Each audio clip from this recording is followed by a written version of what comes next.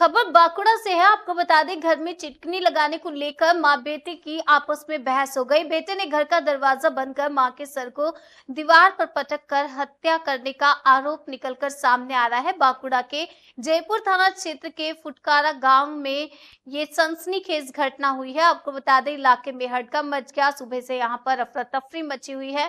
मृतका के पति की शिकायत पर जयपुर थाना पुलिस ने मृतका के छोटे बेटे स्वरूप मेघा को गिरफ्तार कर लिया।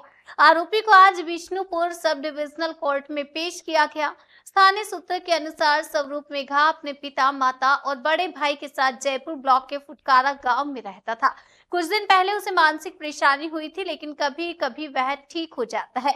परिवार के मुताबिक स्वरूप पिछले 2 दिनों से असामान्य व्यवहार करने लगा था। कल रात उनकी मां ममता मेघा स्वरूप के कमरे में सोने चली गई। बेटा दरवाजे की चिटकनी देना चाहता था, लेकिन मां दरवाजा खोलकर सोना चाहती थी। इस घटना में दोनों के बीच झगड़ा हो गया। शिकायतों के बीच बेटे स्वरूप मेघा ने घर का दरवाजा बंद कर अपनी मां को ममता मेघा का सिर दीवार पर मारने लगा। इसका एहसास होते ही परिवार के अन्य सदस्य घर की कुंडी खोलने का प्रयास करने लगे। परिजनों के हजारों आवेदन देने के बाद करीब 10 मिनट बाद स्वरूप मेघा ने दरवाजा खोला। परिजन कमरे में गए तो देखा कि ममता मेघा लहूलुहान हालत में फर्श पर पड़ी थी। इसके बाद गंभीर रूप से घायल अवस्था में उन्हें जयपुर ब्लॉक प्राथमिक स्वास्थ्य केंद्र ले जाया गया।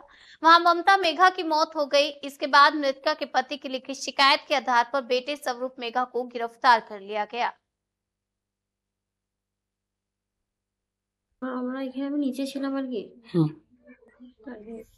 তো কিসে করে মেরেছে কিছু সেসব জানি না, গেটে লাগানো ছিল, সেসব কোনো অস্ত্র শস্ত্র কেউ পুলিশে কিছু পাইনি। আমরা বলতে পারছি না, আমি নিচে ছিলাম, আমি বলছি আমি নিচে ছিলাম। যিনি মেরেছেন তিনি কি ওনার মাকে মেরেছেন? হ্যাঁ, ঠিক মানসিক কিছু হয়েছিল, মানসিক কিছু সমস্যা এখন বুঝতে পারছি। মানসিক কিছু সমস্যা যে সকালে আমি সমাজ বিয়ে হয়ে এসেছি, খুব একটা কিছু বুঝতে পারিনি, কিন্তু যারা এতদিন ধরে মানুষ নিয়ে তারা বুঝতে পারছে। তারাও বলছে যে মানসিক সমস্যা 2 দিন ধরে হচ্ছে। আমি ছিলাম না, আমি পরশু রাখতে পারি এসেছি, কালকে সকালে যা বুঝলাম মানসিক সমস্যার কারণে এবার থেকেছে। ওনাকে কি পুলিশ নিয়ে গেছে? হ্যাঁ, ওখানে আমাকে নিয়ে চলে গেছে। হঠাৎ করে কি সকালে মারধর করতে লাগলো? না, সকালটা রাত্রেবেলা এটা ঘটেছে। আর হঠাৎ করে না কোনো কিছু, আমি তো বলো আমি কিছুই সেরকম আমাদের মধ্যে ঝগড়া ঝামেলা হয়নি, কিছুই কোনো কিছু না, হঠাৎ করে জিনিসটা ঘটেছে। আপনি কি এই বাড়ির বউ? মানে ঘটনাটার মধ্যে আমরা কিছুই জানি না। সকালে আমরা দেখি যে এরকম ঘটনা। আমরা প্রতিবেশী মানুষ, গ্রামের।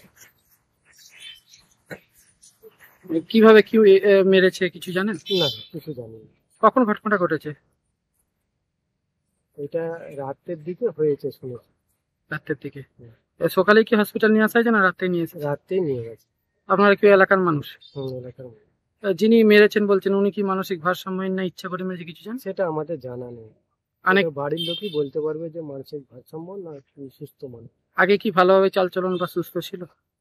আগে ছিল, এখন বর্তমানে কতদিন কি হয়েছে সেটা অতটা জানা নেই। কিভাবে এই ঘটনা ঘটেছে সে ব্যাপারে কোনো অবগত নেই আপনারা? না। আপনারা সকালে উঠে জানতে পারলেন? যিনি যিনি যিনি মেরেছেন ওরা কি মাকে মেরেছেন? ওনার মাকে মেরেছে। কি দিয়ে আঘাত করেছে বা কিভাবে মেরেছে সেটা কিছু জানতে পেরেছেন? না, সেটা কিছু জানতে পারিনি। জানতে পারেন না। আমরা গতকাল রাত্রে আমার স্ত্রী বড় ছোট ছেলে রুমেতেই ছিল, শুয়েছিল। হঠাৎ করে ছোট ছেলে হঠাৎ করে লকটা বন্ধ করে দেয়। লকটা বন্ধ করে দিতেই খুব ওনার লকটা লাগাতে দেয়নি, করতেই সেই হিসেবে তাকে ধরে টুকে মেরে দেয়। টুকে মেরে দিল ছোট ছেলে। কি করে মারলো? টুকে কি দিয়ে ঠুকছিল? দেয়ালে টুকে। কাকে? আমার স্ত্রী মমতা মেঘ। কি নাম? মমতা মেঘ। বয়স কেমন হবে? 48-50। ও কি মানসিক ভারসাম্য বা কোনো কিছু ছিল? আপনার ছোট ছেলে কি মানসিক ভারসাম্য ছিল? হ্যাঁ, মানসিক। আজ 2 দিন যাবত মানসিক ঠিক ছিল। 2 দিন মাত্র মানসিক? হ্যাঁ, আগেও একবার হয়েছিল, 1 বছর আগেও একবার হয়েছিল। আবার এই 1-2 দিন হলো মানসিক ঠিক ছিল না। ও যা বলছিল, সে যা বলবে তাই করতো, এরকম ধরনের মানুষ। মানে মানসিক প্রতিবন্ধী ছিল। হ্যাঁ। কি বলতে চাইছিল কালকে রাতে? ওই যে মা ওর কাছে, মা ভয় পেয়েছিল যদি ও কিছু করে বসে, বুঝতে পেরেছেন, যদি কিছু আত্মহত্যা করার ইয়ে না করে, মানে কেন কেন আত্মহত্যা করতো কেন আপনার ছেলে, ছোট ছেলে?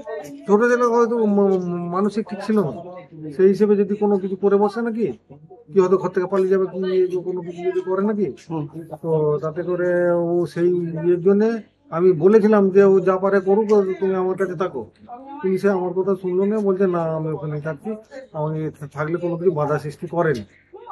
মানে আপনার ছেলে একাই শুতো আর আপনি আপনার স্ত্রী শুয়ে?